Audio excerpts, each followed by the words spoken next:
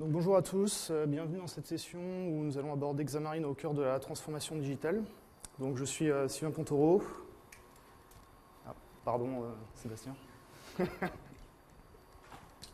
Je vais y arriver.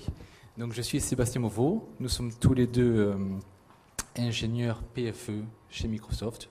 Donc, concrètement, nous travaillons dans le cadre de contrats de service avec les clients et les partenaires Microsoft pour tous les aspects développement, que ce soit des investigations, des améliorations de performance, que ce soit aussi des formations.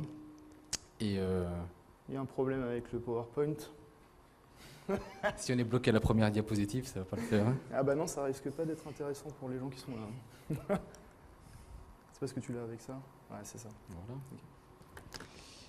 Et donc, on profite de cette session-là pour vous montrer comment se décline la transformation digitale vraiment sur le terrain, puisqu'on y est, et avec des exemples précis, des technologies précises.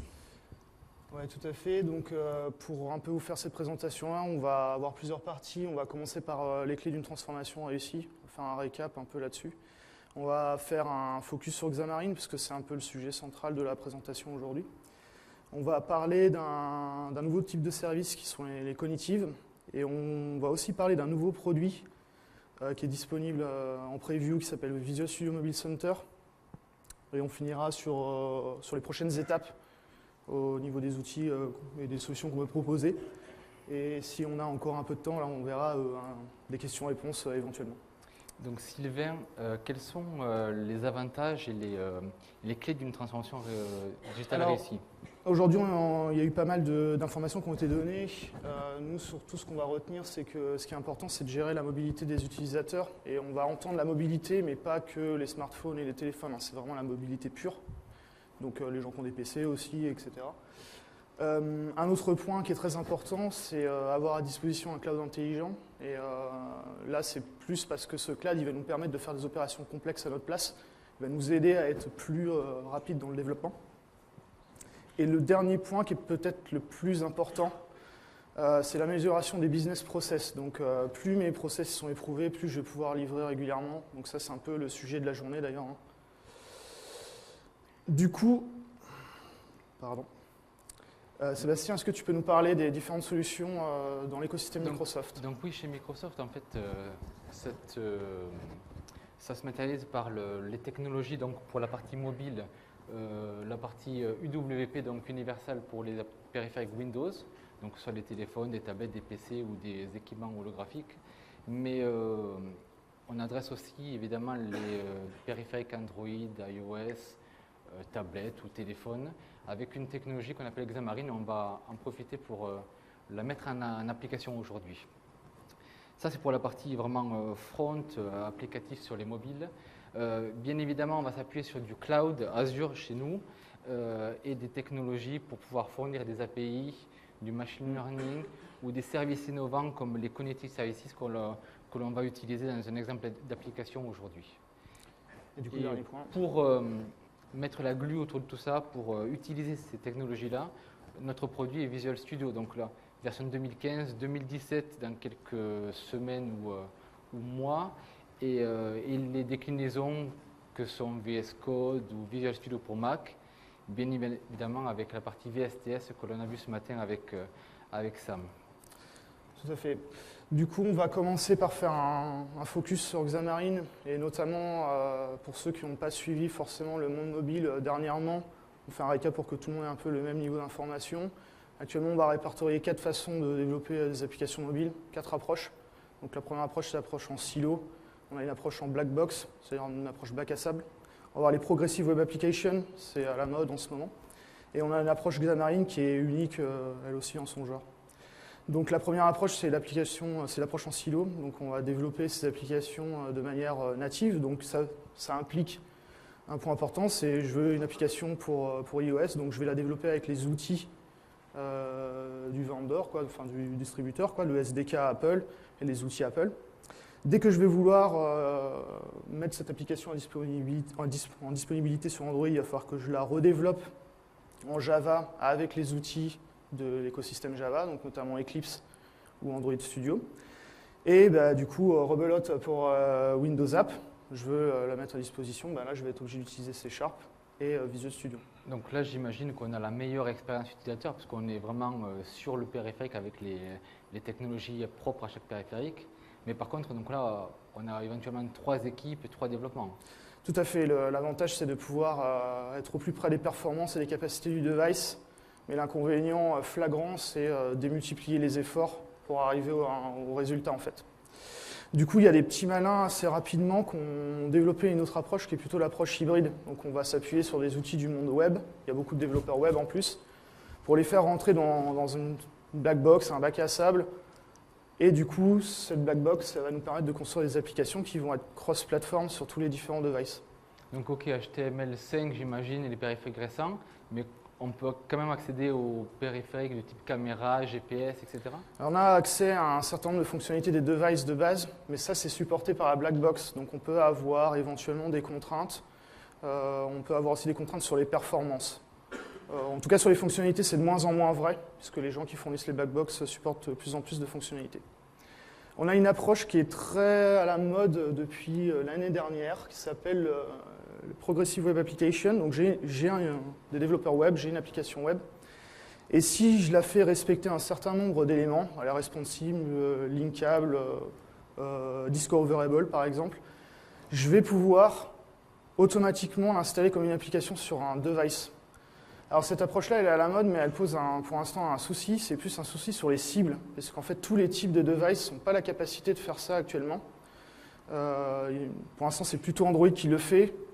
Microsoft a dit plusieurs fois qu'il allait supporter ce mode, donc on a des sujets en cours, mais par exemple côté Apple, on n'a pas d'informations. Donc du coup, nous, ce qu'on préconise plutôt chez nous, c'est l'approche Xamarin, c'est-à-dire écrire des applications natives, mais cette fois en utilisant C#, le langage Microsoft. Donc l'idée, c'est qu'il y a 2 approches possibles pour les projets. La première approche, c'est ce qu'on va appeler l'approche traditionnelle. Je peux développer du code C# partagé. Généralement, c'est plutôt du code métier. Voilà. Des appels à des REST API, enfin vraiment ce que je peux faire en cross-platform. Et pour chaque type de device, je vais développer une application propre au device avec le langage C#. Donc j'aurai une application pour iOS en C#, une application pour Android en C# et une application pour le Windows Phone en C#. Donc ça, c'est le premier mode de fonctionnement. Il y a un deuxième mode de fonctionnement, c'est les applications Xamarin Forms, où là, on va conserver toujours cette idée de partager du code via une bibliothèque. Ça reste. Par contre, la différence, c'est qu'on va développer les UI de manière cross-platform, ce qui fait qu'on va avoir le même code base, enfin la même base de code pour tous les types de devices. Donc on écrit les interfaces une seule et unique fois, et c'est Xamarin Forms qui se charge de nous donner les contrôles de chaque plateforme nativement correspondant à l'interface. Exactement. Il y a une règle quand même à ce mode-là, c'est le plus petit dénominateur commun. Donc il faut impérativement que les contrôles qui sont dans Forms soient supportés sur tous les devices, sinon le contrôle n'est pas ajouté à Forms. Donc ça veut dire qu'effectivement, le Xamarin Forms se limite à des applications plus d'entreprise, formulaires, grilles de données, etc. Mais si on veut faire une application de retouche vidéo ou d'imagerie, on ne va pas forcément partir là-dessus. Tout à fait. Il y a des façons de déterminer si son projet est viable pour un projet Xamarin Forms ou une approche traditionnelle. Donc ça a décidé au départ du projet. Alors la technologie, elle a un certain nombre de bénéfices pour les systèmes d'information. Alors généralement, le premier bénéfice qu'on met en avant, c'est le partage de code. Nous, on est plutôt du terrain, donc on aura tendance à dire que le gros avantage de la techno, c'est plutôt le langage, parce que si vous êtes décideur et que vous avez déjà des équipes de développement qui font du .NET, qui écrivent des applications back-end, éventuellement avec ASP.NET en C#, ils ont déjà une partie des compétences qui peuvent être utilisées pour faire des applications mobiles. Donc c'est très intéressant dans un SI en termes de stratégie, quoi. D'autant plus que par rapport à notre stratégie d'ouverture cross-platform avec .NET Core, ASP.NET Core, on a les mêmes compétences pour des applications aussi serveurs, Linux, macOS, etc. Tout à fait. Ce qui fait que du coup, on peut couvrir un ensemble d'environnements qui est assez grand avec ce langage. Alors, si on fabriquait une application simple, c'est un peu le challenge de la présentation. Je te rappelle que la session est marquée démo entre parenthèses. Donc. Il y a marqué démo, voilà, donc on va quand même montrer des choses quand même. Donc le but, ce serait de se dire, je voudrais absolument faire une application qui est vraiment très simple, mais qui démontre la puissance de tous les outils que je vais avoir à disposition. Donc l'idée de départ qu'on a eue, c'était, je prends une photo, voilà, un selfie, enfin bref, des gens qui se prennent en photo, et si je remplaçais leur visage par des smileys en fait. Donc, bon, dans le besoin, c'est assez simple. Oui, mais alors là, si tu dois développer une application comme ceci, donc prendre la photo, j'imagine assez simple, mais si tu dois aller reconnaître les visages et ensuite voir la forme de la bouche, des yeux, pour imaginer une émotion, tu n'es pas sorti d'affaire. Ben là, on va y passer peut-être même plusieurs mois, je pense. Puis c'est des gros algorithmes, etc. Donc c'est assez compliqué. Donc évidemment, on va plutôt chercher à s'appuyer sur une autre solution. Cette solution-là, c'est Cognitive Services. Et en fait, Cognitive Services, c'est de l'intelligence artificielle as service, donc en tant que service. On va trouver plusieurs catégories d'intelligence artificielle à l'intérieur des cognitives. On a tout ce qui est services de recherche, images, news, vidéos. Enfin, c'est des services qu'on utilise déjà en interne chez nous dans certains produits. Bing, par exemple. Bing, par exemple. On va avoir des services qui sont orientés sur le speech. Donc, c'est éventuellement reconnaître une personne qui parle, par exemple. Ensuite, on va avoir des services qui sont basés plus sur le langage, donc l'analyse de texte, le translator, il y a plusieurs possibilités. Donc ça, effectivement, on les met déjà en application dans Skype Translator, ce genre de produit. Tout à fait. On va avoir Knowledge, et donc Knowledge, ça peut être intéressant pour tout ce qui est Q&A et tout ce qui est les recommandations aux utilisateurs. C'est vraiment constituer une base de savoir. Et enfin, dernière catégorie qu'on a, c'est Vision. Donc Vision, là, c'est des services d'analyse sur images, vidéos, éventuellement les visages. On peut avoir aussi un service qui s'appelle Moderator pour éventuellement modérer du contenu qui ne serait pas très adapté à notre application. Donc tu es parti là-dessus. Donc l'idée, voilà, exactement, c'est plutôt de partir sur un de ces services, et notamment un en particulier qui s'appelle Emotions, et qui permet de détecter les émotions en fait, des personnes qui sont présentes sur une photo ou potentiellement sur un flux vidéo. Donc si on regarde comment ça marche. Grosso modo, c'est très simple. J'envoie ma photo dans les Cognitive Services sur Emotion API. Et lui, il va me renvoyer un format de données. C'est du JSON, donc c'est un format qui peut être lu absolument partout. Il n'y a pas de problématique là-dessus. Tu veux dire que tu as fait un seul appel, lui il te dit voilà, j'ai détecté 1, 2, 3 visages, ils sont à telle coordonnée. Exactement. Et j'estime qu'il y a 50% de chances qu'ils soient. Exactement. D'ailleurs, si on regarde, on voit que la probabilité que la photo soit une expression de type surprise est de 90%, et si on regarde la photo, on est à peu près sûr que c'est ça. Il n'y a pas trop de problème là-dessus. Alors, du coup, ça a un avantage certain pour le projet, puisqu'en fait, on va être dans une approche plutôt serverless, c'est-à-dire je développe rien côté serveur. Donc ça, c'est intéressant parce que du coup, je peux me focaliser sur deux points très importants, qui sont plutôt l'UI et l'UX. Et je vais pouvoir considérer que je suis vraiment focalisé à 100% sur mes utilisateurs. Qui est vraiment l'un des piliers de la transformation digitale. Et voilà, et en fait, c'est ce qui a été abordé plusieurs fois déjà depuis ce matin. La transformation digitale, un des piliers principaux, c'est vraiment se consacrer pleinement aux usages et aux utilisateurs.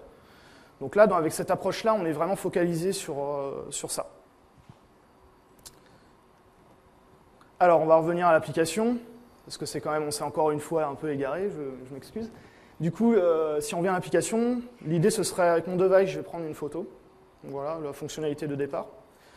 J'utilise cette photo pour l'envoyer dans Cognitive Services. Il va me renvoyer les informations sur la photo. Et donc, du coup, je vais dessiner le smiley qui correspond à l'attitude sur la photo, aux coordonnées qui me sont données. Tu nous montres ceci, Sylvain ? Alors, on va regarder un peu quand même, parce que sinon, ce serait trop facile. Tiens, je te laisse ça quand même. Merci. Alors, du coup, on l'a fait, le projet a été développé sur Mac. Alors, tu es parti sur Mac, effectivement, avec Xamarin Studio. Je vous montrerai après comment j'ai pu récupérer la solution sur Visual Studio. Je ne sais pas si on peut switcher sur... Voilà, super. Merci beaucoup. Donc voilà, donc du coup, ici c'est Xamarin Studio, donc c'est un projet Xamarin. Alors je vais zoomer un peu parce que sinon ça va être un peu compliqué de voir. Donc, je ne vais pas vous montrer trop de code parce que l'idée, c'est plutôt de vous montrer le peu d'efforts qu'on a fait pour atteindre le résultat. Donc, je vais vous montrer voilà, la vue principale qu'on a, la page principale qui est disponible ici. Voilà. Donc, tu es parti sur le second pilier, la partie Xamarin Form, qui permet de décrire une seule interface utilisable sur les 3 plateformes. Tout à fait. Moi, là, j'ai pas beaucoup de temps, donc plus je vais aller rapidement au but, mieux ce sera. En plus, j'aimerais bien livrer rapidement mon application quand même. Donc du coup, comme on peut le voir, il n'y a pas énormément de code. Hein. C'est vraiment, il y a 45 lignes de XAML. En plus, c'est indenté. Il y a une image, il y a un spinner éventuellement pour dire que je suis en train de travailler avec un service. Enfin voilà, il y a un bouton pour déclencher l'élément. Donc je ne fais pas beaucoup d'efforts pour ça. Hein. Du coup, ce qui va aussi nous intéresser dans cette mise en œuvre, c'est le service de détection. Pardon, excusez-moi. Voilà. Et là, en fait, je n'ai pas codé beaucoup d'éléments. J'ai utilisé le SDK cognitif qui est à disposition. Il fournit un client pour attaquer Emotion Service. Moi, je lui envoie l'image sous la forme d'un stream et puis en fait, le service, il me renvoie le JSON. Et là, je le parse pour le convertir dans des objets qui sont propres à mon application. Donc, on voit que je n'écris quasiment rien. Hein. C'est vraiment très succinct et c'est tout de suite, j'ai le résultat, quoi. Je suis concentré sur le résultat. Donc voilà, je n'ai pas compté, mais il y a, voilà, indenté, il y a 39 lignes. Du coup, le deuxième service qu'on peut éventuellement regarder, c'est celui pour les photos. Alors, il n'y a pas avec Xamarin, il n'y a pas de fonctionnalité cross-platform pour prendre les photos. Mais il y a des développeurs, une communauté qui est assez vaste et on trouve des componentes de base pour faire énormément de choses. Notamment un component qui est développé par James Montemagno, qui est une personne de chez Xamarin, qui est un collègue en fait, qui a développé du coup un component pour faire la photo cross-platform. Donc bon, bah, moi je suis dans l'efficacité, donc je l'ai utilisé. Et là pareil, j'écris très peu et il va me faire les différentes opérations que j'ai besoin, quoi. Voilà, alors, je pourrais vous montrer tout ça dans l'émulateur, hein, évidemment, hein, mais c'est pas très rigolo. Du coup, j'ai ramené mon téléphone et j'ai pas mon adaptateur, il est dans mon sac. Très bien. Tu as bien préparé la session. Pour le projeter, sinon.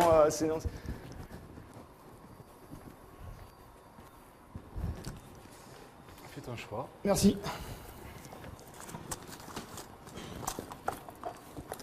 Alors, où est-ce qu'il est? Il ne va pas nous sortir que tu l'as oublié. Voilà, la blague. Donc on va le projeter directement, ça va être beaucoup plus simple puisque l'application, je l'ai construite, je l'ai buildée et du coup, je l'ai déployée sur mon téléphone. Et surtout que l'émulateur ne permet pas d'utiliser l'appareil photo. Voilà, alors ça, c'est une subtilité du monde mobile. J'ai à côté de toi? Oui, on va faire une photo tous les deux. Je ne sais pas si on voit. Voilà. Donc, l'application, c'est celle-ci. Alors oui, j'ai essayé tout à l'heure, Sam, de le transformer en smiley, mais il était trop loin. Donc, du coup, on va plutôt essayer de refaire une photo. Alors, l'adaptateur pour projeter, il n'est pas dans la bonne rotation, mais on est bien en portrait, en paysage, hein, c'est pas trop le problème. Voilà, donc ça me paraît plutôt pas mal comme photo. Okay. Allez. Pas d'effet démo, hein, ça va marcher, je pense. Voilà, donc du coup, ça, on a appelé service, et du coup, on a traité après l'image sur le device, et donc on peut obtenir... Alors, ce qui serait encore plus marrant, c'est qu'on fasse une photo, je pense, dans la salle, pour voir, parce que ça en sera encore mieux. Si vous acceptez. Si vous acceptez, hein, on va normalement, pas vous forcer. Normalement, si ça fonctionne, on ne verrait pas vos visages, donc il n'y aura pas de preuve que vous... Ouais, alors je vais essayer, parce que c'est pas facile. Normalement, on avait testé sur le deuxième rang. Si vous... Ouais. Est-ce que la photo est... Ah, on peut tenter, allez, on tente. Parce qu'après, il y a des conditions, il faut qu'il y ait assez de luminosité, que ce soit pas trop loin, enfin... Donc du coup, on va tenter, on va bien voir s'il arrive. Ah ben voilà, une belle photo de la salle, pas mal. Il y a beaucoup de...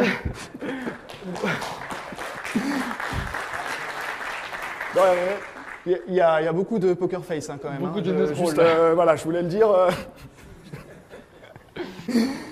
Donc voilà pour cette démo du coup de Xamarin et Cognitive Services. On peut repasser sur la surface du coup. Voilà, sur le PC ici, Jean-François, merci. Ouais, merci beaucoup.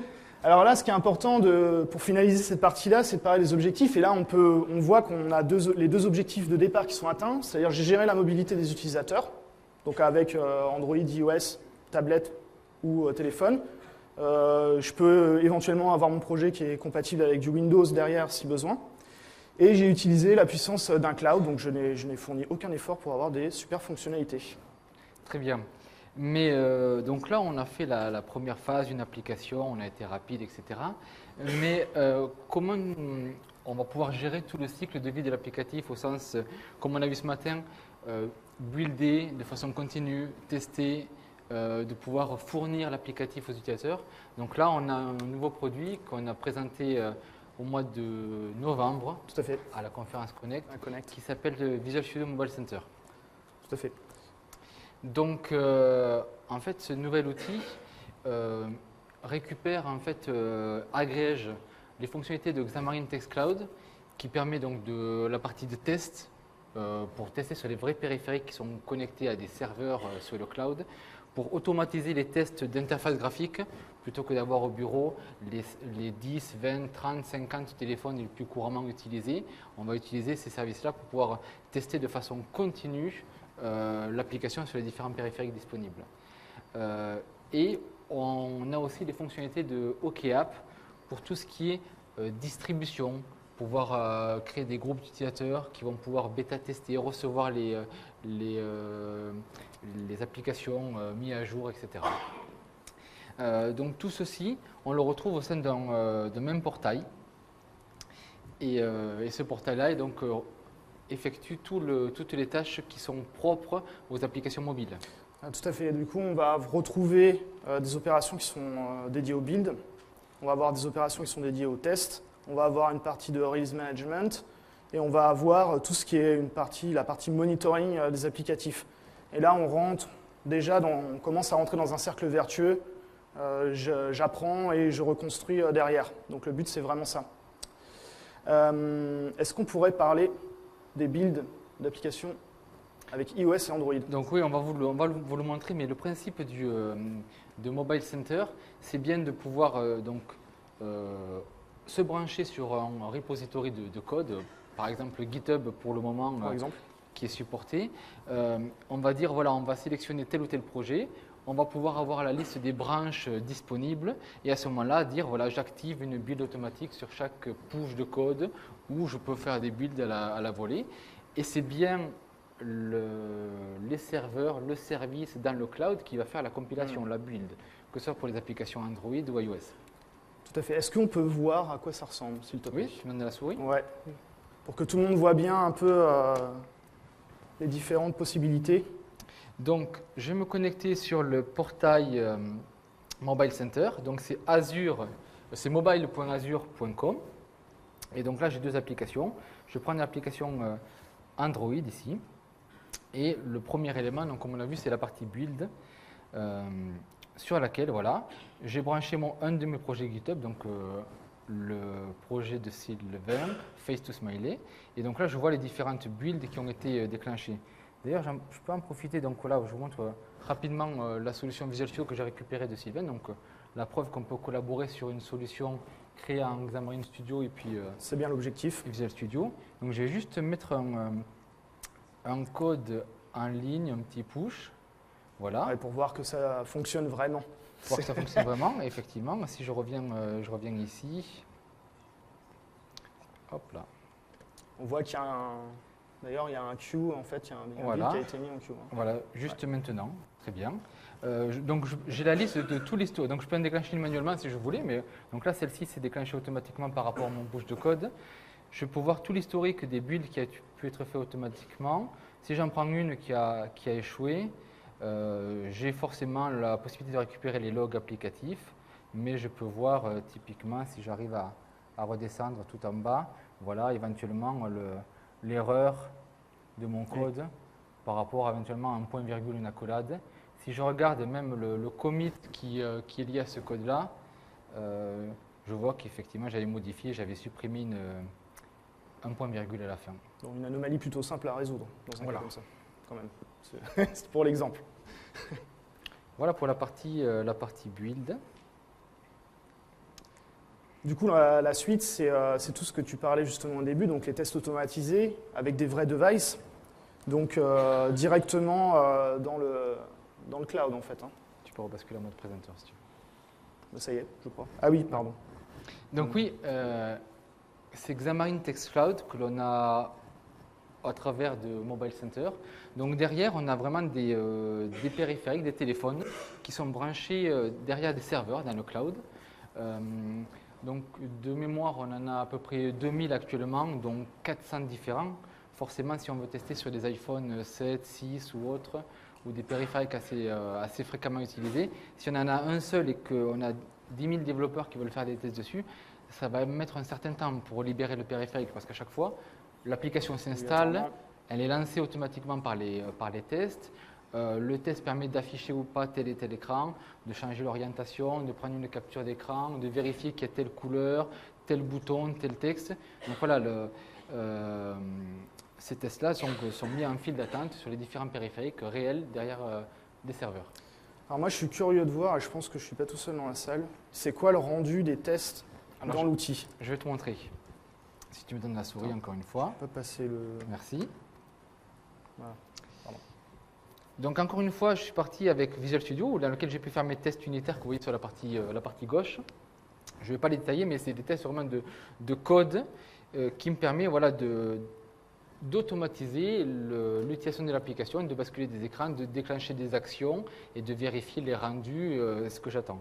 Donc je reprends mon application Android, je vais sur la partie test et je vois ici la liste des tests qui ont pu être effectués. Donc ici, voilà, au fil du temps, la courbe verte donne les tests qui ont réussi, la courbe rouge, ceux qui ont échoué, la mémoire utilisée par l'application sur les périphériques au moment des tests. Et donc voilà, j'ai 4 séries de tests qui ont été lancées. Si je prends celle-ci, on peut voir que sur cette série de tests, j'ai 4 tests distincts. C'est ceux que je retrouve dans mon Visual Studio à gauche. Sur ces 4 tests distincts, il y en a 3 qui ont réussi et un qui a échoué, donc on le voit bien ici. Sauf que comme un a échoué sur tous les périphériques, aucun périphérique n'a validé tous les tests. Donc on peut voir les détails. Typiquement, voilà un test d'affichage du bouton pour prendre la photo en mode... Alors on va préciser que c'était la première version de notre application, après on a customisé l'IHM. Voilà, effectivement. Au début, c'était un rectangle gris avec Take a Picture. Donc, mon code allait rechercher un bouton dont le texte était Take a Picture ou dont le nom était Take a Picture. Et donc, c'est pour ça que je peux prendre une capture d'écran et valider le test. Donc là, je l'ai lancé sur un Sonia Xperia, un Kindle, très bien. Je peux regarder le test qui a échoué. Donc ici, en orientation portrait. Et on voit que là, c'était pour prendre une photo. Et typiquement, on voit bien que le Kindle Amazon, là, dans un des data centers, d'ailleurs au Danemark, a pris réellement la photo du plafond dans lequel il était posé. Donc c'est du vrai device. Hein. Il était posé là, il a pris la photo. Et ensuite, pour chaque périphérique, on peut aller voir voilà, ses caractéristiques éventuellement, mais surtout voilà, les logs, et je ne vais pas les détailler, par rapport au test, où là, je peux voir mon code, quelles sont les attentes par rapport au test, etc. Je peux rapidement vous montrer, et après on va passer à la suite, comment on peut sélectionner et créer des jeux de test. Et typiquement, voilà, lorsqu'on crée un nouveau jeu de test, on peut filtrer la liste des périphériques disponibles. Donc on peut chercher au hasard, voilà, Motorola, Nexus 6, voilà. Donc ça, c'est les vrais périphériques qui sont actuellement disponibles. On peut aussi filtrer voilà, par type de périphérique, donc des téléphones ou des tablettes, éventuellement qui ont là, j'ai pas assez d'espace sur l'écran pour pouvoir le filtrer, mais par rapport à une certaine quantité de mémoire ou de CPU ou autre. C'est assez fin comme filtre, on peut aller assez loin. Ouais. Voilà, donc je sélectionne autant de périphériques que je souhaite pour lancer mes tests, et en fonction du mode dans lequel je suis, je vais pouvoir lancer les tests sur plusieurs périphériques de façon simultanée ou attendre l'un après l'autre. Très bien, du coup, la suite, c'est tout ce qui est release et beta management. Je pense que c'est une partie qui est assez importante dans les outils. Du coup, l'idée, c'est de pouvoir uploader les différents binaires qu'on va avoir construits, les différents packages applicatifs, dans le portail, afin que les utilisateurs reçoivent une notification par mail et qu'ils puissent du coup télécharger l'application en fonction de leur type de device. Oui, parce qu'effectivement, ça c'est l'héritage de OKApp. On est capable donc de créer des groupes d'utilisateurs, bêta-testeurs, alpha, production ou autre, et on est capable d'attribuer des releases, soit automatiquement les releases qui ont été buildés, ou soit lorsqu'on fait un glisser-déplacer de notre fichier APK On peut regarder. sur le portail pour les mettre à disposition. Donc là, encore une fois, c'est un autre service qui fournit ici, sur la partie Distribute, où là, j'ai par exemple un groupe que j'ai nommé bêta-testeur, sur lequel donc, je nomine des utilisateurs, ici, et je fournis là où les releases qui vont pouvoir être utilisées. Donc là, j'en ai fourni qu'une seule en version 1.1, mais j'aurais très bien pu distribuer une nouvelle release, soit automatiquement buildée, soit en glissant mon fichier APK pour Android.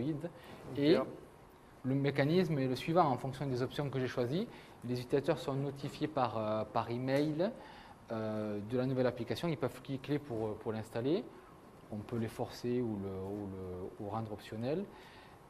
Donc le produit est encore en preview, donc ça veut dire qu'il y a des fonctionnalités qui vont arriver du type l'application peut se mettre automatiquement à jour ou on force la mise à jour automatique, ce genre de choses. Tout ça c'est bien. Par contre, moi pour que je puisse être plus focalisé sur mes utilisateurs, j'ai besoin d'avoir des informations supplémentaires. Du coup, donc oui, on a deux aspects qui rentrent dans ce cycle-là. C'est la partie rapport d'erreur ou crash et la partie télémétrie. Donc on va avoir un système qui permet d'envoyer des notifications dans le cloud, dans le portail, pour que l'équipe puisse récupérer l'information, apporter un correctif, repackager l'application et du coup notifier les utilisateurs qu'une nouvelle version est disponible. Voilà, donc là c'est vraiment la partie agilité, réponse aux erreurs qu'il y a en production. Donc là aussi rapidement dans le portail, on a cette partie-là de rapport d'erreur et de crash sur ce bouton-là. Donc pour avoir activé cette partie de crash reporting, on va utiliser le SDK Mobile Center. Tout à fait, ouais. Soit en Xamarin, soit en natif, Xcode, il y en a Swift, pour tous les types Android, mobiles. etc. Le but, c'est vraiment que tout soit couvert et pas juste focalisé sur une techno. Hein. Voilà, donc au démarrage de l'application, on va dire voilà, j'active le crash reporting, j'active la télémétrie. Et donc typiquement, on a ce type de rapport ici où on peut filtrer quelle est la version utilisée en production, la durée des informations en session. Donc là, on peut voir que on avait, d'ailleurs, là c'est l'application Android, mais je peux passer éventuellement sur l'application iOS, iOS pour que tu as déjà utilisé. Oui. Qu'on vient d'utiliser en plus, donc on va pouvoir avoir des données qui sont fraîches tout de suite disponibles. Donc la partie crash reporting pour ton application iOS, où je peux filtrer sur les 7 derniers jours. Donc là, on voit le taux de disponibilité de l'application. Donc typiquement, voilà, le 31 et le 1er février, tu n'as eu aucun crash. Tout allait bien. Voilà, effectivement aujourd'hui, c'est un peu moins vrai, tu as dû peut-être l'utiliser. Oui, j'ai testé 2-3 trucs avant pour me rassurer avant la démo. Voilà. On récupère donc là tous les types de crash avec les piles d'appels associées. Là, on en voit un qui est assez parlant d'ailleurs, hein, nos caméras available. Voilà, donc 3 crashs pour un utilisateur, celle-ci. Donc on peut regarder le détail. Ouais. Voilà, on voit la pile d'appels avec donc, les lignes de code et puis les fonctions associées. Et voilà des statistiques sur quels sont les périphériques qui ont pu le lever. On voit une information qui est très intéressante, c'est la caméra n'est pas disponible sur le simulateur, c'est ce qu'on disait tout à l'heure. Donc il faudrait dire aux développeurs de ne pas utiliser la clé analytique de prod directement dans le projet. Voilà. Donc assez facile, c'est un cas un peu simple, mais au moins ça permet de voir ce qu'on peut récupérer. Et du coup, il y a une autre partie intéressante justement pour tout ce qui est transformation digitale, c'est plutôt récupérer de l'information des utilisateurs. Donc là, on va avoir à disposition aussi un ensemble d'outils pour pouvoir envoyer des notifications. Ah oui, donc toujours pareil, en utilisant le SDK, on va avoir d'entrée de jeu les informations sur quels sont les utilisateurs qui sont actifs par rapport au nombre de lancements de l'application par jour, par semaine, par mois, le temps que les utilisateurs vont passer sur l'application. Voilà. On va avoir aussi des informations sur quels sont les téléphones ou les tablettes qui sont utilisées, quelle est la marque, la version le système d'exploitation. On va aussi avoir les pays dans lesquels les personnes sont connectées, la langue dans laquelle est le téléphone, ce genre de choses. Et on va pouvoir aussi, si on fait un effort supplémentaire au niveau du code d'instrumentation, de pouvoir faire des track events, c'est-à-dire de pouvoir dire, voilà, je mets des petits marqueurs dans mon code et pour indiquer, voilà, là je passe par cette page-là, là le panier est validé, là l'utilisateur a quitté l'application suite à faire telle fonctionnalité, etc. Et donc typiquement dans notre application, on a rajouté des marqueurs pour Tout à fait. Peut-être qu'on peut jeter un coup d'œil la d'ailleurs. prise de photos, la détection, etc. C'est pour faire des stats sur les émotions des personnes aussi. C'est pour savoir s'il y a... Évidemment, de façon anonyme, vous inquiétez pas. Oui, bien sûr. Donc ça, c'est la partie analytique où on a voilà, les utilisateurs actifs par jour, par semaine et par mois. Donc voilà, ce sont des courbes que l'on peut regarder, évidemment. On peut toujours filtrer par période pour avoir les tendances. Pardon. Typiquement, voilà ici le nombre de lancements de l'application par utilisateur, la durée d'utilisation de l'application par l'utilisateur de façon statistique aussi. Voilà. Ici, on voit les périphériques qui sont utilisés. Donc forcément, on n'est que deux. On travaille avec là, je travaille avec les émulateurs pour la partie Android. Forcément. Mais on vous montrera l'accès au code source sur GitHub. Donc si vous voulez l'installer. Oui. On vous donnera le lien si vous voulez aller voir le code source, il n'y a pas de problème. Donc les différents pays, les langues utilisées. Et voilà les applications qui sont en production, donc la version 1.3 sur 25% des émulateurs que j'ai pu tester.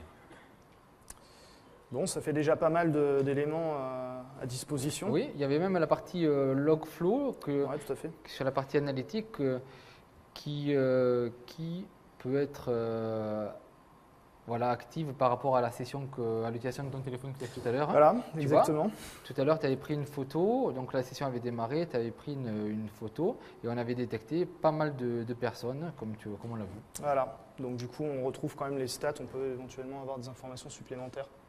La partie événement ou petit marqueur dont je vous parlais, on le retrouve ici dans la partie event. Donc voilà, typiquement, photo taken et puis la détection des différentes émotions. Donc si on clique sur la partie photo, on retrouve aussi des courbes indiquant voilà, le nombre de photos prises par jour, par utilisateur et par session. Et puis on peut s'apercevoir que les gens sont plutôt souriants quand on prend la photo. Enfin, c'est un peu la stat qu'on a j'ai réussi quand même à faire des disgusts quand même. Hein, ouais, on a réussi à faire 2-3 combinaisons, mais généralement c'est plutôt le sourire qui gagne. Du coup, ça c'est très bien, c'est un peu les capacités actuellement de l'outil qui est en preview. Donc, mais il y a des prochaines étapes en fait. Alors oui, pardon. Excuse-moi Sébastien, mais... Comme tu es focalisé sur les objectifs, on avait vu la partie gérer la mobilité qu'on avait atteint. Le second, c'était... un cloud intelligent.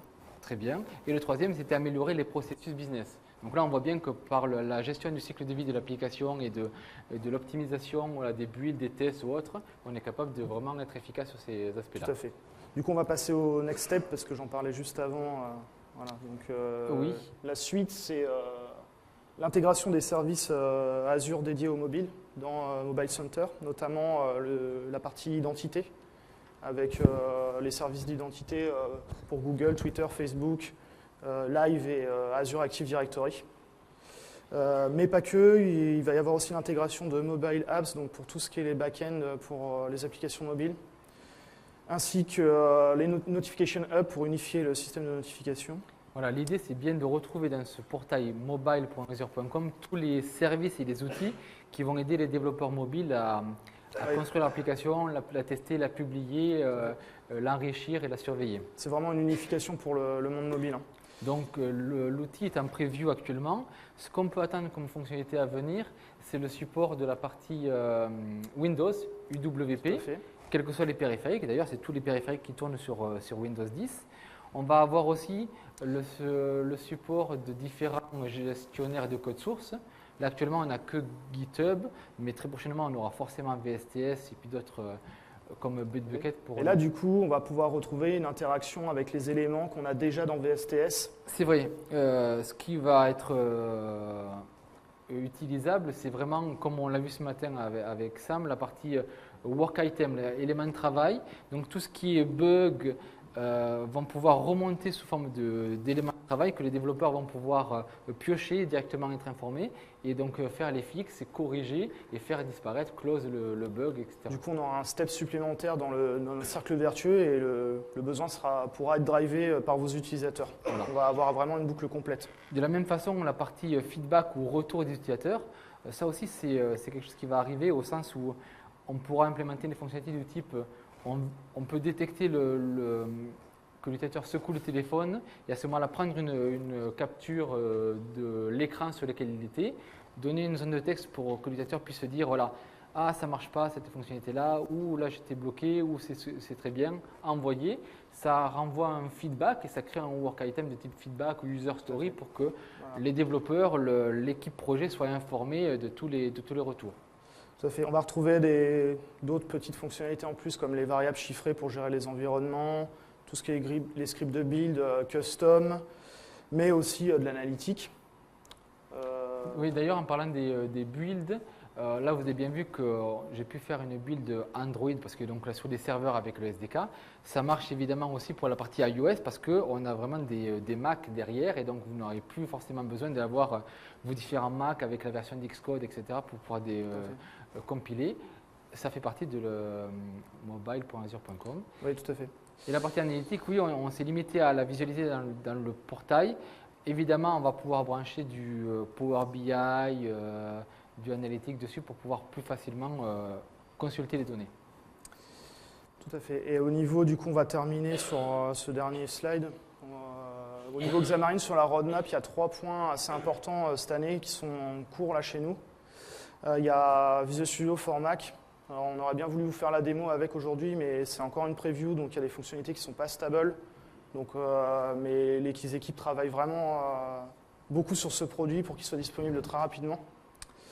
On va retrouver aussi Xamarin Form pour macOS. Et ça, c'est pas anodin parce qu'en fait, actuellement, il y a plus de 60 millions de personnes qui sont sur macOS. Et c'est un store tout petit, en fait. Il n'y a pas beaucoup d'applications dedans. Donc, il y a un taux de pénétration assez important sur ce store-là. Donc, bientôt, on pourra éventuellement faire des applications rapidement pour macOS.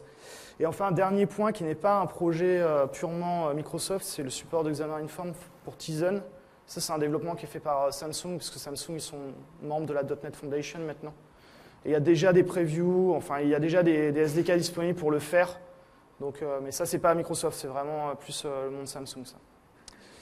Du coup, ouais, au niveau timing, je crois qu'on est un peu juste, puis peut-être que tout le monde a un peu faim. C'est un retard, mais on est bien. Voilà. Nous, on sera encore là, donc si vous avez des questions, vous pouvez venir après, il n'y a pas de souci, on est là sur les stands et tout ça.